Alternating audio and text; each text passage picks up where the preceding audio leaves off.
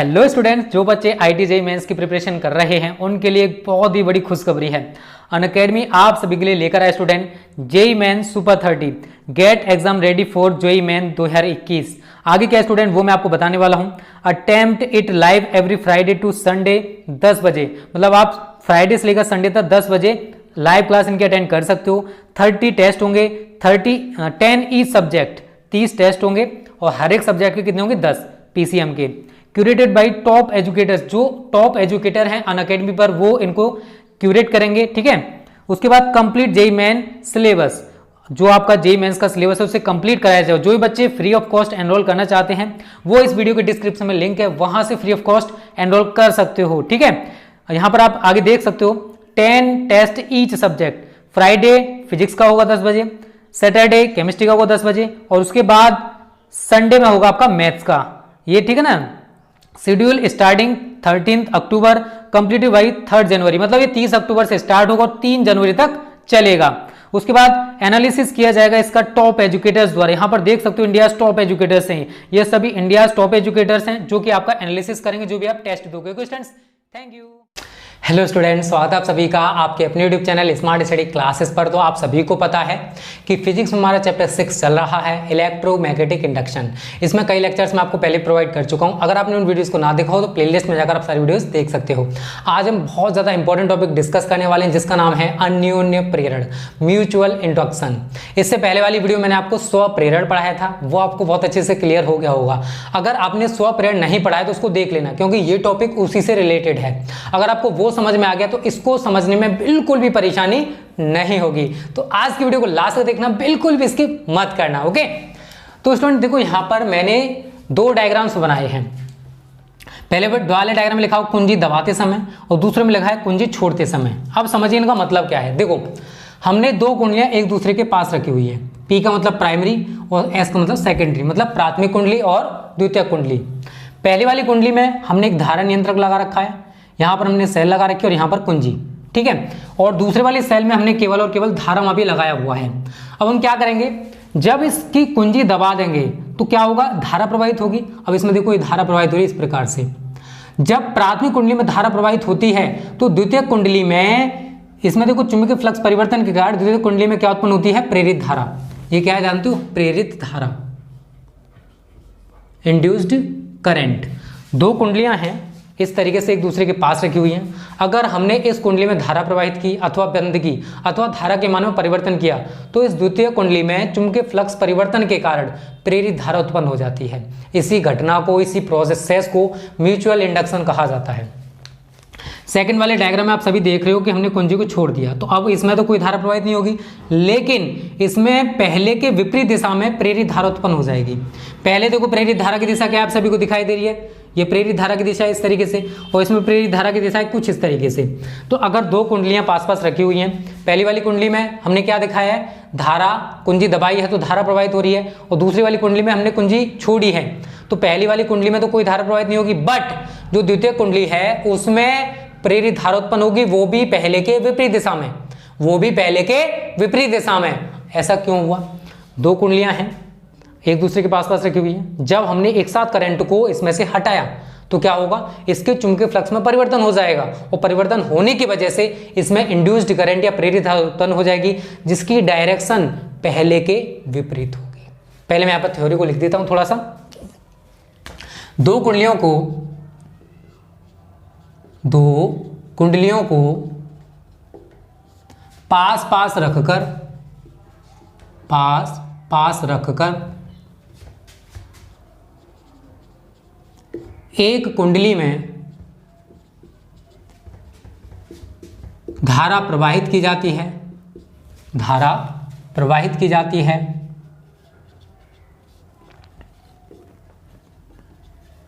अथवा बंद की जाती है, अथवा बंद की जाती है,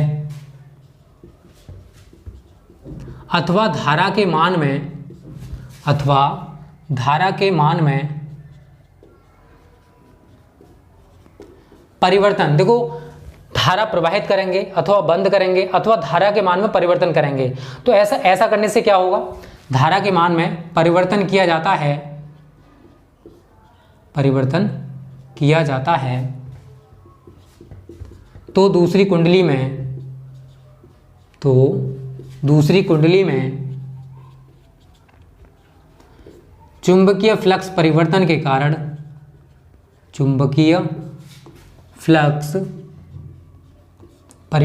कारण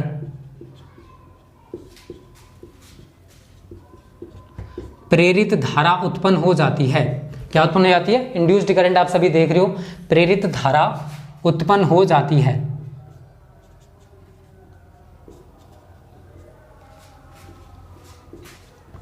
विद्युत चुंबकीय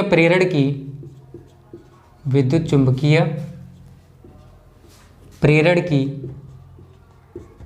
इस घटना को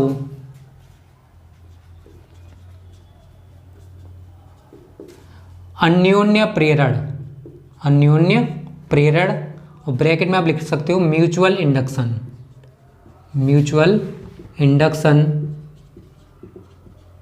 कहते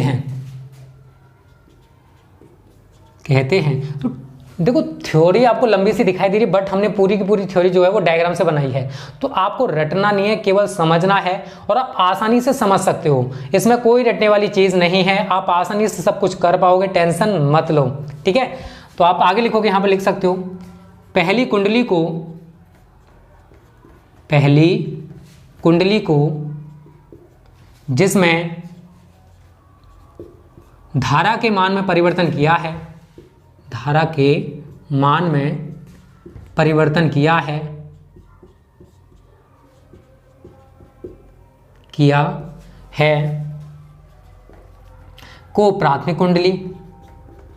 को प्राथमिक कुंडली तथा दूसरी को द्वितीयक कुंडली कहते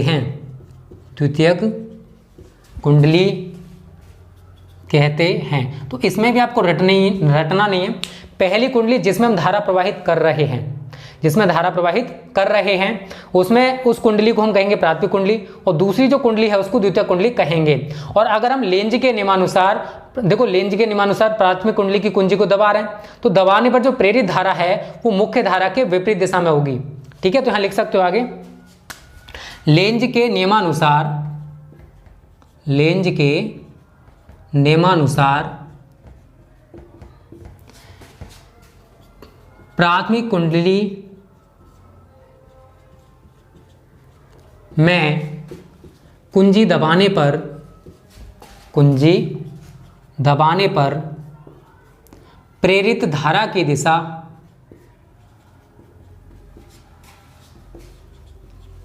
मुख्य धारा के विपरीत दिशा में होगी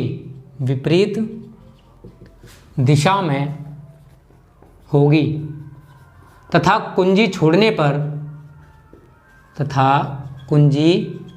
पर प्रेरित धारा की दिशा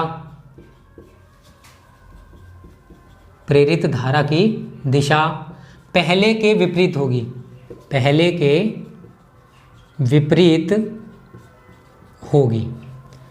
अब देखो ये सारी चीजें लिखना क्यों जरूरी है, वो मैं आपको समझाने के लिए सारी चीजें लिख रहा हूं स्टूडेंट। अब आपको डीपली समझना है। देखो हमारे पास दो कॉइल्स हैं, ठीक है, ये दो कुंडलियां हैं, इन दोनों कुंडलियों को हमने एक दूसरे के पास रख लिया है।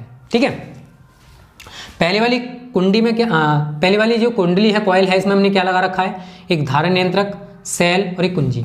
पहले वाले डायग्राम में हमने कुंजी को दबाया है, कुंजी को दबाने पर क्या होगी, मुख्य धारा इसमें प्रवाहित होने लगेगी। यह मुख्य धारा की दिशा है, इस तरीके से हमारी मुख्य धारा इसमें प्रवाहित हो रही है। अब इसके बराबर में एक दूसरी कुंडली रखी हुई है, जब इसमें हम धारा प्रवाहित करेंगे तो इसमें धारा प्रवाहित करने के कारण चुंबकीय फ्लक्स परिवर्तन उत्पन्न हो जाएगा, चुंबकीय फ्लक्स में परिवर्तन होगा, और चुंबकीय फ्लक्स में परिवर्तन होने के कारण इसमें एक प्रेरित विद्युत वाहक बल या प्रेरित धारा उत्पन्न हो जाती है। और डायरेक्शन की बात करें तो देखो मुख्य धारा कुछ इस प्रकार से है, तो प्रेरित धारा इसके विपरीत चलेगी, क्योंकि आप सभी को पता है कि लेंज के नियमानुसार प्रेरित विद्युत वाहक बल अथवा प्रेरित धारा की दिशा सदैव ऐसी होती है कि यह उस कारण का विरोध करती है। किसने उत्पन्न किया इनको, इसमें धारा के कारण उत्पन्न हुई है, लेकिन डायरेक्शन देखो एक की कुछ इस प्रकार है तो दूसरी की कुछ इस प्रकार है। प्रेरित धारा हमेशा मुख्य धारा के विपरीत दिशा में होगी इस वाली कंडीशन में। लेकिन सेकंड कंडीशन की बात करूं, इसमें हमने क्या किया, कुंजी को छोड़ दिया, तो इसमें तो कोई धारा प्रवाहित नहीं होने वाली, बट इसमें प्रेरित धारा उत्पन्न हो रही थी पहले। जैसे ही हम कुंजी छोड़ेंगे तो प्रेरित धारा की जो दिशा है वो बदल जाएगी, पहले के विपरीत दिशा में हो जाएगी। पहले कैसे प्रवाहित हो रही थी, कुछ इस प्रकार से, अब कैसे प्रवाहित होगी, इस प्रकार से, क्योंकि इसके चुंबकीय फ्लक्स में परिवर्तन हो जाएगा। क्योंकि अभी तक क्या हो रहा था, मुख्य धारा प्रवाहित कर रहे थे तो इसमें प्रेरित धारा उत्पन्न हो गई थी जिसकी डायरेक्शन ये थी। लेकिन जैसे ही हमने कुंजी को छोड़ा, कुंजी को छोड़ते समय इस द्वितीय कुंडली के चुंबकीय फ्लक्स में फिर दोबारा से परिवर्तन होगा, और चुंबकीय फ्लक्स में जो परिवर्तन हो रहा है इसी वजह से पहले के विपरीत दिशा में इसमें इंड्यूस्ड करंट उत्पन्न हो जाता है। अब ये डायरेक्शन रहेगी। मैंने धारामापी गैल्वेनोमीटर में भी डायरेक्शन इस प्रकार से दिखाई है, उसमें उधर थी क्योंकि प्रेरित धारा इस प्रकार से हो रही थी, इसमें इधर है क्योंकि इस प्रकार से प्रवाहित होगी। थ्योरी में भी मैंने यही लिखा है, रटना नहीं और समझना है। दो कुंडलियों को पास पास रखकर, दो कुंडलियां हैं एक दूसरे के पास पास रखी हुई है, एक कुंडली में धारा प्रवाहित की जाती है, इसमें हमने प्रवाहित कर रहे हैं, अथवा बंद की जाती है, इसमें हम बंद कर रहे हैं, अथवा धारा के मान में हम परिवर्तन कर रहे हैं। तीनों ही कंडीशंस हो सकती हैं, या तो हम धारा प्रवाहित करें अथवा बंद करें, और एक और कंडीशन बन सकती है कि धारा के मान में परिवर्तन, कभी हमने धारा को बढ़ा दिया, कभी घटा दिया, कभी बढ़ा दिया, कभी घटा दिया। धारा के मान में परिवर्तन किया जाता है तो दूसरी कुंडली में चुंबकीय फ्लक्स परिवर्तन के कारण, जब हमने इसमें धारा प्रवाहित की अथवा बंद की अथवा धारा के मान में परिवर्तन किया, तो जो दूसरी कॉइल इसके बराबर में रखी हुई थी उसमें चुंबकीय फ्लक्स में परिवर्तन होगा, और चुंबकीय फ्लक्स में परिवर्तन के कारण उसमें इंड्यूस्ड करंट या प्रेरित धारा उत्पन्न हो जाती है। परिवर्तन के कारण प्रेरित धारा उत्पन्न हो जाती है। विद्युत चुंबकीय प्रेरण की इस घटना को हम क्या कहते हैं, अन्योन्य प्रेरण या म्यूचुअल इंडक्शन। क्या कहते हैं, अन्योन्य प्रेरण या म्यूचुअल इंडक्शन इसको कहा जाता है। अब देखो स्टूडेंट, ये जो पहली कुंडली है जिसमें कि हम धारा के मान में परिवर्तन कर रहे हैं, इसको तो कहते हैं प्राथमिक कुंडली, और जो दूसरी कुंडली है इसको द्वितीय कुंडली कहा जाता है। अब लेंज के नियमानुसार प्रेरित धारा, अब देखो प्रेरित धारा जो है मुख्य धारा के विपरीत दिशा में है। आप यहां पर देख सकते हो, प्राथमिक कुंडली तथा दूसरी कुंडली को द्वितीय कुंडली कहते हैं, ये तो आपकी समझ में आ गया। लेंज के नियमानुसार प्राथमिक कुंडली में कुंजी दबाने पर, कुंजी को हमने जैसे ही दबाया, प्रेरित धारा की दिशा मुख्य धारा के विपरीत दिशा में, मुख्य धारा की दिशा क्या है ये, और प्रेरित धारा की दिशा क्या है ये, दोनों एक दूसरे के विपरीत दिशा में है। लेकिन कुंजी छोड़ते समय प्रेरित धारा की दिशा पहले के विपरीत होगी, क्योंकि अब इसमें तो कोई धारा प्रवाहित नहीं होगी। जब हमने कुंजी को छोड़ दिया है तो इस सर्किट में तो कोई धारा प्रवाहित नहीं होने वाली, बट कुंजी छोड़ते समय इसके चुंबकीय फ्लक्स में परिवर्तन होगा, और प्रेरित धारा की जो दिशा है ये क्या है, इंड्यूस्ड करंट है। प्रेरित धारा की जो दिशा है वो पहले के विपरीत दिशा में, पहले के विपरीत दिशा में हो जाएगी। क्लियर है, रटना नहीं है, समझना है। और ये थ्योरी मत देखना, देखो आप सबको समझाने के लिए, अगर म्यूचुअल इंडक्शन की डेफिनेशन पूछता है तो आपको केवल ये लिखनी है, और जब आप बोर्ड की कॉपी लिख के आओगे तो 2 लाइनों में डेफिनेशन खत्म हो जाएगी, क्योंकि यहाँ पर छोटा सा मतलब इतने से हिस्से में लिख रहा हूँ, वहाँ पर आपको पूरे हिस्से में लिखना होगा। ठीक है, तो जल्दी से इसका स्क्रीनशॉट ले लो। उम्मीद करता हूँ ये टॉपिक आपको समझ में आ गया होगा। ठीक है, अब बात करते हैं अन्योन्य प्रेरण गुणांक या अन्योन्य प्रेरकत्व की। और अगर आप इसमें चुंबकीय बल रेखाएं दिखाना चाहते हो, पहले वाले में दिखा सकते हो, कुछ इस प्रकार से चुंबकीय बल रेखाएं होंगी। ठीक है, चुंबकीय बल रेखाएं हैं, अगर दिखाना चाहते हो तो दिखा सकते हो, कोई दिक्कत नहीं है। ठीक है, कुछ इस प्रकार से चुंबकीय बल रेखाएं हैं। ठीक है, क्योंकि दोनों कुंडली एक दूसरे के पास है, क्योंकि तो चुंबकीय बल रेखाएं तो उत्पन्न होंगी, तो बल रेखाओं की डायरेक्शन इस प्रकार से दिखा देना अगर दिखाना चाहते हो तो, अदरवाइज कोई दिक्कत नहीं। ठीक है, चलो इसको मिटा देते हैं। अब उम्मीद करता हूँ टॉपिक आपको समझ में आ गया होगा। अब डाल लो अन्योन्य प्रेरण गुणांक या अन्योन्य प्रेरकत्व, इंपॉर्टेंट है। आज ये टॉपिक पूरा खत्म करेंगे, चाहे वीडियो हमारी कितनी भी बड़ी क्यों ना बन जाए। ठीक है, टेंशन ना लो यार, आप सभी के लिए मेहनत करने के लिए हम तैयार हैं। अब मेरी तबीयत में सुधार है तो आप सभी के लिए वीडियोस बनाई जा रही हैं। ठीक है, तो देखो मेरा कोई उद्देश्य नहीं है कि आपको ना पढ़ाऊँ, हमें भी पढ़ाना अच्छा लगता है, आदत हो गई आप सभी को पढ़ाने की। ठीक है, अन्योन्य प्रेरण गुणांक या अन्योन्य प्रेरकत्व बहुत इंपॉर्टेंट है। ठीक है, यहाँ से न्यूमेरिकल्स भी बहुत बनते हैं, तो न्यूमेरिकल पर्पज से भी आप इंपॉर्टेंट समझ सकते हो इसको। अन्योन्य प्रेरण गुणांक या अन्योन्य प्रेरकत्व, अन्योन्य प्रेरकत्व इंग्लिश में लिख लो, coefficient of mutual induction, mutual induction और mutual inductance, mutual inductance, inductance, ठीक है। अब देखो इसमें क्या लिखोगे, अब देखो दो कॉइल्स थी, पहली कुंडली और दूसरी कुंडली, तो हम पहली कुंडली में धारा प्रवाहित करेंगे। माना कि प्राथमिक कुंडली में I1 धारा प्रवाहित की जा रही है और द्वितीय कुंडली में जो फेरों की संख्या है वो N2 है और द्वितीय कुंडली के प्रत्येक फेरे से बद्ध, उसी प्रकार से लिख दो। माना कि प्राथमिक कुंडली में I1 धारा प्रवाहित हो रही है, प्रवाहित हो रही है। द्वितीयक कुंडली में फेरों की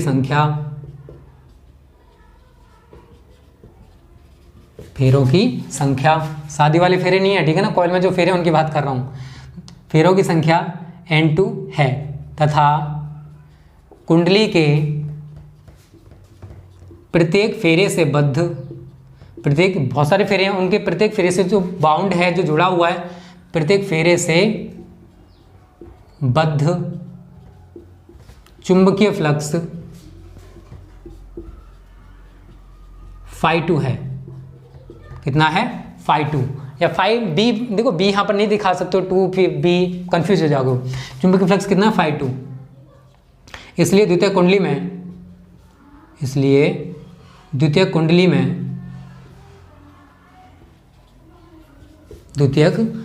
में फ्लक्स ग्रंथिताओं की संख्या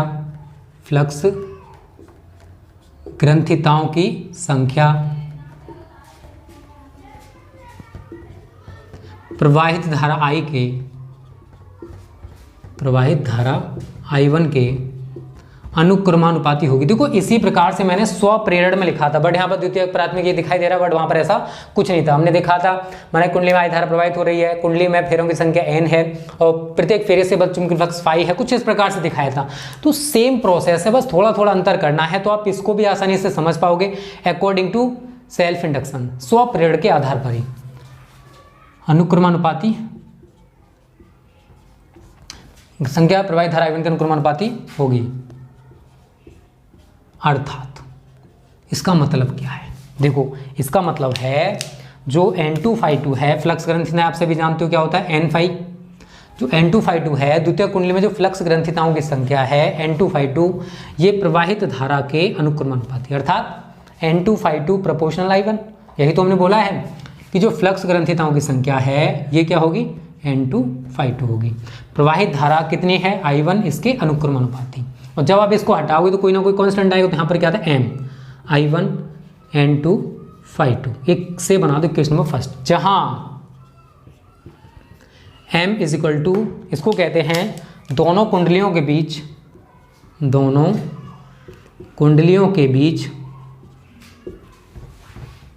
अन्योन्य प्रेरण गुणांक।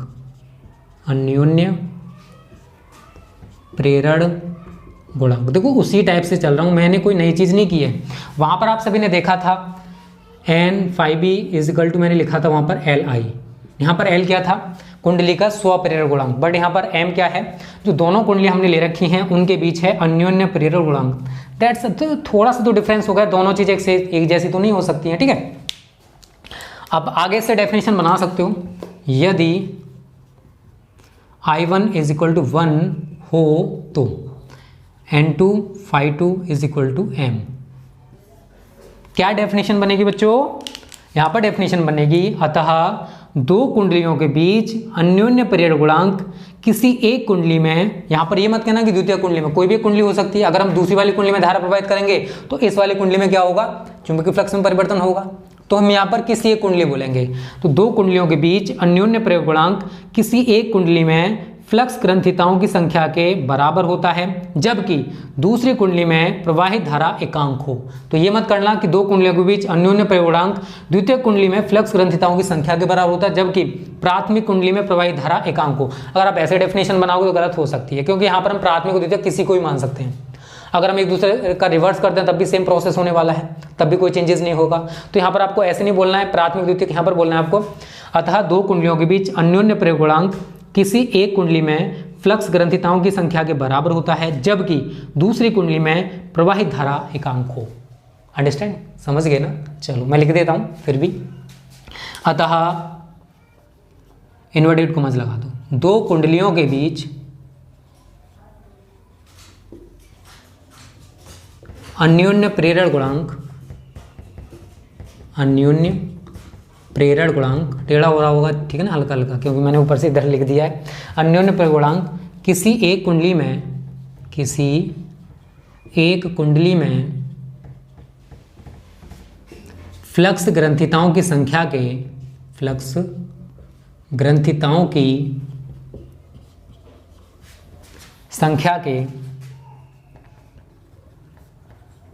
बराबर होता है, जबकि दूसरी कुंडली में प्रवाहित धारा कितनी हो? एकांक हो। प्रवाहित धारा एकांक हो। ठीक है, इस तरीके से आपका ये जो टॉपिक है, ये वाली जो डेफिनेशन है, अभी टॉपिक खत्म नहीं हो, टॉपिक तो बहुत है अभी। ठीक है, तो दूसरी कुंडली में, यहाँ दूसरा लिख गया है, दूसरी कुंडली में प्रवाहित धारा एकांक हो। तो मैंने कोई नई डेफिनेशन नहीं बनाई, बल्कि इसी से मैंने इसको इन्वेंट किया है। दो कुंडलियों के बीच अन्योन्य प्रेरण गुणांक किसी एक कुंडली में फ्लक्स ग्रंथिताओं की संख्या के बराबर होता है, जबकि दूसरी कुंडली में प्रवाहित धारा एकांक हो। यहाँ तक आपको क्लियर हो गया होगा। जिनको क्लियर हो गया जल्दी से इसका स्क्रीनशॉट ले लो। अब मैं सेकंड डेफिनेशन बताने वाला हूँ एम की। यहाँ पर आप इस इक्वेशन में फर्स्ट, चलो मैंने डाल दी है। अब आप सेकंड डेफिनेशन कैसे बनाओगे? तो इसी से बनाओगे। आपने प्रेरित विद्युत भागबल पढ़ रखा है, उसी से मैं नई डेफिनेशन बनाने वाला हूँ। तो रटना नहीं है, केवल समझना है। आप आसानी से इसको समझ सकते हो। बहुत ही छोटे छोटे टॉपिक्स हैं, बट इंपॉर्टेंट बहुत हैं यार। ठीक है, इंपॉर्टेंट टॉपिक्स हैं, इनको तो आप प्रिपेयर कर लेना, क्योंकि न्यूमेरिकल्स भी इन्हीं से मैं कराने वाला हूँ। चलो मैं इसको हटा देता हूँ। आपको इक्वेशन में फर्स्ट जो है इसको याद रखना है, N2/2 is equal to Mi1, क्योंकि ये आगे यूज होने वाली है, इस वजह से। आगे लिखोगे इसमें सेकंड डेफिनेशन, द्वितीय परिभाषा। एक और डेफिनेशन मैं आपको बता रहा हूं।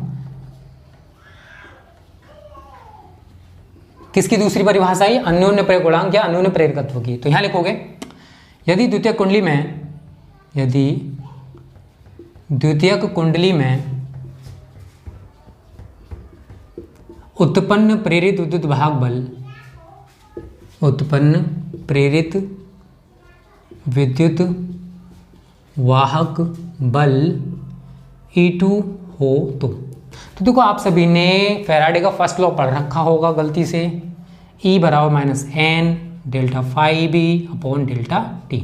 पढ़ाया था मैंने, सभी को पढ़ा होगा। ठीक है, मैं द्वितीय कुंडली की बात कर रहा हूं तो E2 is equal to -n2, क्योंकि द्वितीय कुंडली की बात हो रही है तो उसमें फेरे कितने? n2। डेल्टा चुंबकीय फ्लक्स में कितना परिवर्तन उत्पन्न होगा? φ2 अपॉन डेल्टा टी। समझ में आया ना? मैंने कोई नई चीज़ नहीं लिखी है, जो मैंने बोला है वही मैंने लिखा है, क्योंकि प्रेरित विद्युत भाग बल दूसरी कुंडली में उत्पन्न होगा और दूसरी कुंडली के ही फेरे लोगे और दूसरी कुंडली में ही चुंबकीय फ्लक्स परिवर्तन लिया जाएगा। या E2 बराबर माइनस डेल्टा को बाहर ले लो, n2 φ2 अपॉन डेल्टा टी। अभी मैंने कुछ देर पहले लिखा है, बट समीकरण 1 से n2 φ2 is equal to Mi1, देख लेना पीछे कॉपी। ठीक है ना, मैंने यही लिखा था। तो मैं यहाँ पर इस n2 φ2 को हटाकर Mi1 यूज कर सकता हूँ, क्योंकि n2 φ2 की जो वैल्यू है वो कितनी है? Mi1। तो आप यही करोगे, इसलिए E2 बराबर minus delta Mi1 upon delta T. Clear सभी को? आगे आप इसको क्या लिख सकते हो? या E2 बराबर माइनस m में तो कोई चेंज नहीं होगा, delta I1 upon delta T. But हमें निकालना क्या है? m का मान। तो आप इसको पक्षांतर कर दोगे तो m बराबर माइनस E2 बटे delta I1 upon delta T. आप एक m का मात्रक यहीं से निकाल सकते हो, पता है? m का मात्रक यहाँ से क्या बन जाएगा? E का मात्रक वोल्ट विद्युत वाहक बल का बटे एम्पियर बटे सेकंड। एक मात्रक हमारे यहाँ सेकंड को आप ऊपर ले जाओगे तो वोल्ट इंटू सेकंड बटे एम्पियर। नहीं तो चाहे स्वप्रेरण हो चाहे अन्योन्य प्रेरण हो, दोनों का ही यूनिट हेनरी होता है। क्या होता है? हेनरी। इतना क्लियर है? आप यहां से एक डेफिनेशन बनाओगे, कैसे बनाओगे?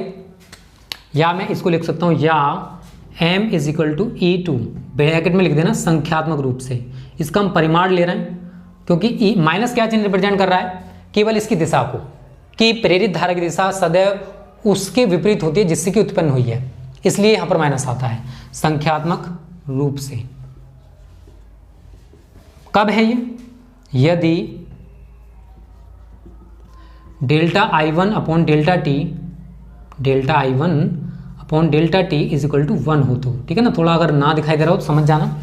Delta I1 upon delta T का मान मैंने कितना मान लिया 1, तो m का मान कितना हो जाएगा E2, m is equal to कितना हो जाएगा E2, ठीक है। समझ लेना, मैंने जो बोला वो लिख लेना अगर ना दिखाई दे रहा हो थोड़ा सा तो। यहाँ से आप डेफिनेशन कैसे बनाओगे, दो कुंडलियों के बीच अन्योन्य प्रेरण गुणांक किसी एक कुंडली में उत्पन्न प्रेरित विद्युत वाहक बल के संख्यात्मक मान के बराबर होता है, जबकि दूसरी कुंडली में धारा परिवर्तन की दर एकांक को। रटना नहीं, समझना है, इजी बहुत है। दो कुंडलियों के बीच अन्योन्य प्रेरण गुणांक किसी एक कुंडली में उत्पन्न प्रेरित विद्युत वाहक बल के संख्यात्मक मान के बराबर होता है, जबकि दूसरी कुंडली में धारा परिवर्तन की दर एकांक हो। रटना कहाँ पड़ेगा, चलो बताओ, रटना पड़ेगा? नहीं, एक बार लिख लो। अतः इन्वर्टेड कॉमास लगा दो, दो कुंडलियों के बीच अन्योन्य प्रेरण गुणांक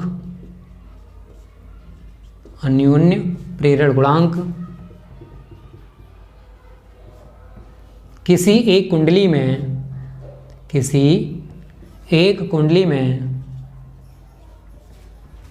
उत्पन्न प्रेरित विद्युत वाहक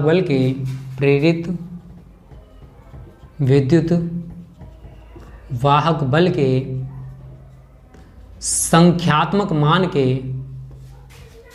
संख्यात्मक मान के बराबर होता है, जबकि दूसरी कुंडली में धारा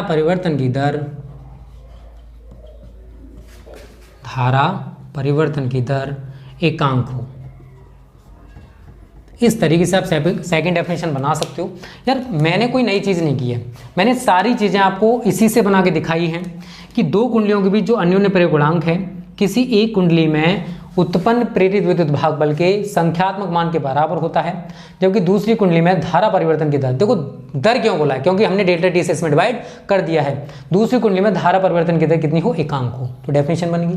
रटना नहीं यार, एक दो बार खुद प्रैक्टिस करोगे निकल के आ जाएगी, ठीक है। तो जल्दी से इसका स्क्रीनशॉट ले लो, ये भी टॉपिक हमारा कंप्लीट हो गया है। अब बात करते हैं इसका मात्रक और इसकी विमा, ठीक है। मात्रक तो आपको याद रखना है, एक मात्रक तो वही बन गया, और विमा भी मैं इसी से निकाल के दिखा दूंगा, वही विमा निकल के आएगी जो मैंने इससे पहले आपको बताई थी, ठीक है। देखो मात्रक हेनरी लिख सकते हो, यहाँ यूनिट लिख लेना मात्रक, और यहाँ पर एम की विमा। तो एम का जो मात्रक है वो तो हेनरी ही रहेगा, या फिर मैंने आपको बताया था अगर कहीं कहीं आपको ये दिखाई दे जाए वोल्ट इंटू सेकेंड बटे एम्पियर, तब भी कुछ भी गलत नहीं है, तब भी ये सही है एकदम, ठीक है। अब विमा कैसे निकालो, देखो अभी हमने पढ़ा m बराबर minus E2 delta I1 upon delta T, यही तो पढ़ा। अगर मैं इसका यूनिट, अभी वही चीज़ निकल के आ जाएगी, वोल्ट सेकंड हमारा ऊपर आ गया, ऊपर वाले मात्रा को लिख रहा हूँ जो ऊपर लिखा हुआ है, बटे एम्पियर। अगर आपको वोल्ट की विमा नहीं पता है तो इसको भी तोड़ सकते हो, जूल पर कूलाम है, जूल इंटू सेकेंड बटे कूलाम इंटू एम्पियर। अब तो कोई परेशानी नहीं होगी, अब तो सभी की विमा तैयार होंगी सभी को। जूल कार्य का मात्रक है, और कार्य की विमा क्या होती है, ml की पावर 2 t की पावर माइनस 2। समय की क्या होती है t, और कूलाम की क्या होती है, आवेश का है at। एम्पियर की क्या होगी a।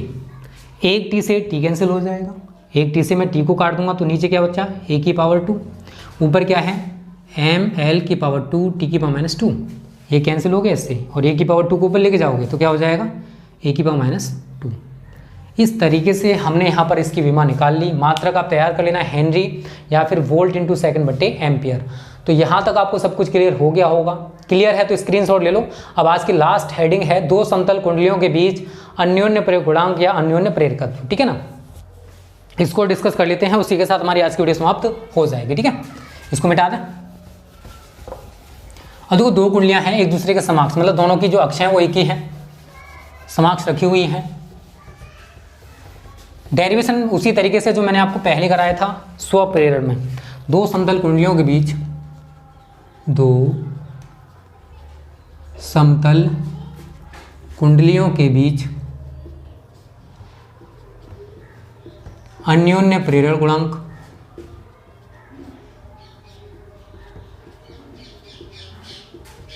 या अन्योन्य प्रेरकत्व।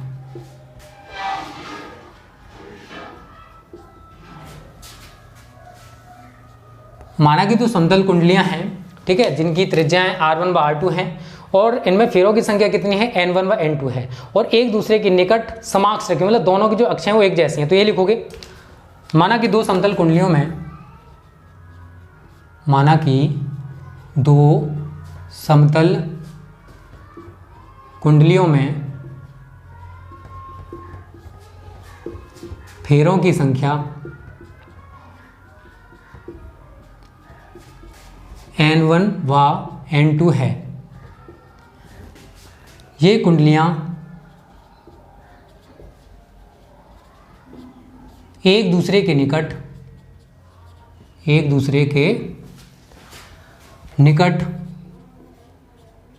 समक्ष रखी हुई है। समक्ष मतलब दोनों की अक्षें एक ही जैसी हैं, समक्ष रखी हुई हैं। इनकी त्रिज्याएं क्रमशः R1 व R2 हैं। क्या है स्टूडेंट कि दो कुंडलियां हैं, दो समतल कुंडलियां हैं, इनमें फेरों की संख्या क्या है N1 व N2 है और ये कुंडलियां एक दूसरे के निकट समक्ष रखी हुई हैं। दोनों की अक्षें कैसी हैं, एक दूसरे के समान है और इनकी त्रिज्या कितनी है R1 व R2। अगर हम कहें कि पहली कुंडली में I1 अगर हमने धारा प्रवाहित की तो इसके केंद्र पर उत्पन्न चुंबकीय क्षेत्र कितना होगा। यहां आगे लिखोगे, यदि पहली कुंडली में कितनी धारा I1 धारा प्रवाहित करने पर इसके केंद्र पर उत्पन्न चुंबकीय क्षेत्र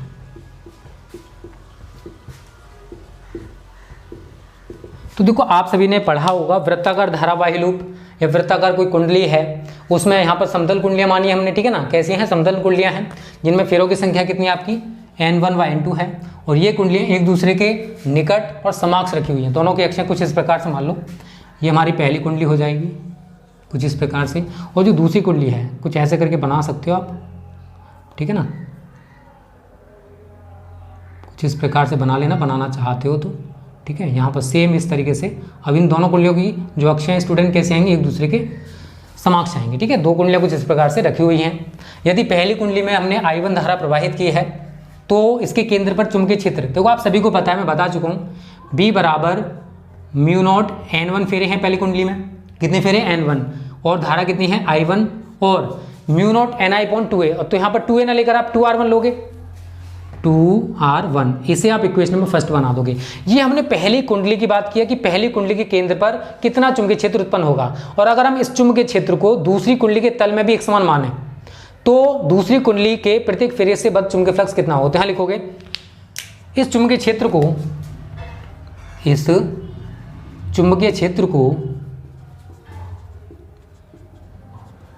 दूसरी कुंडली के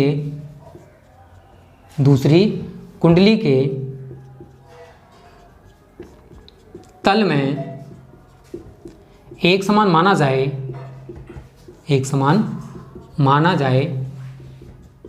तो दूसरी कुंडली के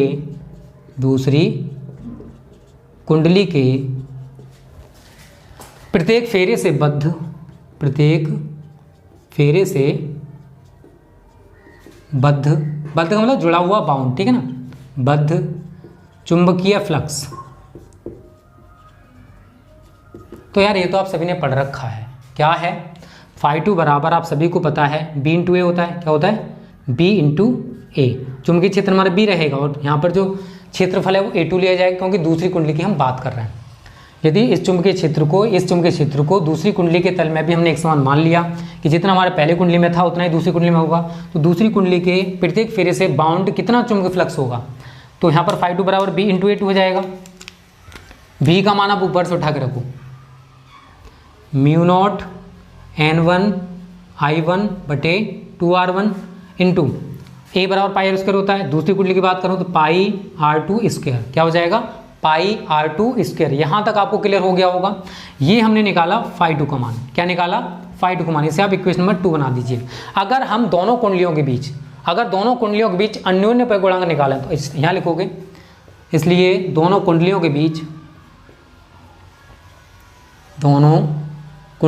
बीच अन्योन्य प्रेरण गुणांक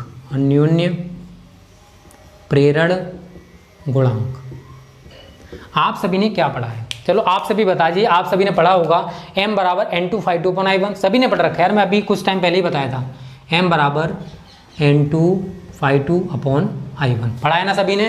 कोई बच्चा ऐसा तो नहीं जिसने ना पढ़ा हो, कहो सर सबने पढ़ा है, क्योंकि अभी मैंने कुछ देर पहले ही पढ़ाया था। तो आप क्या करो, φ2 का पूरा मान यहाँ उठा के रख दो, इसलिए m बराबर n2 अपॉन I1 को तो अलग कर दो आप, φ2 का पूरा मान उठा के रखो, into μ0 n1 I1 upon 2r1 into pi r2 square, ठीक है। अब क्या कुछ कैंसिल हो रहा है, अरे हो तो रहा है यार, I1 से आप I1 को काट सकते हो, और देखिए जरा कुछ और कैंसिल हो रहा है क्या, नहीं हो रहा है, तो हम सारी वैल्यूज़ को सेम लिख देंगे, ठीक है। तो μ0 n1 n2 पाई r2 स्क्वायर बटे 2r1, ये हमारा दोनों कुंडलियों के बीच अन्योन्य प्रेरक गुणांक निकल के आ जाएगा। तो इसी के साथ स्टूडेंट आज का जो वीडियो वो समाप्त हो गया है। बहुत ही ज़्यादा इंपॉर्टेंट डेरिवेशन है, 2021 के लिए पूछा जा सकता है, इसको अच्छे से प्रिपेयर कर लेना, ठीक है। तो वीडियो कैसी लगी कमेंट करके बता देना। एक बार चेक कर लेते हैं यही आंसर निकल के आ रहा है या नहीं। वैसे अकॉर्डिंग टू मी यही निकल के आएगा, ठीक है, टेंशन ना लो। b बराबर μ0 n1 n2 पाई r2 स्क्वायर अपॉन 2r1, ठीक है, यही है, ठीक है। तो स्टूडेंट आज की वीडियो आपको कैसी लगी आप हमें कमेंट करके जरूर बताना। अगर अच्छी लगी है तो लाइक और शेयर करने में कंजूसी मत करना, आप लाइक नहीं करते और गलत बात है, हमारी मोटिवेशन के लिए लाइक कर दिया करो, ठीक है। तो प्लीज़ वीडियो को लाइक और शेयर कर देना। ओके स्टूडेंट्स, थैंक यू, जय हिंद, जय भारत।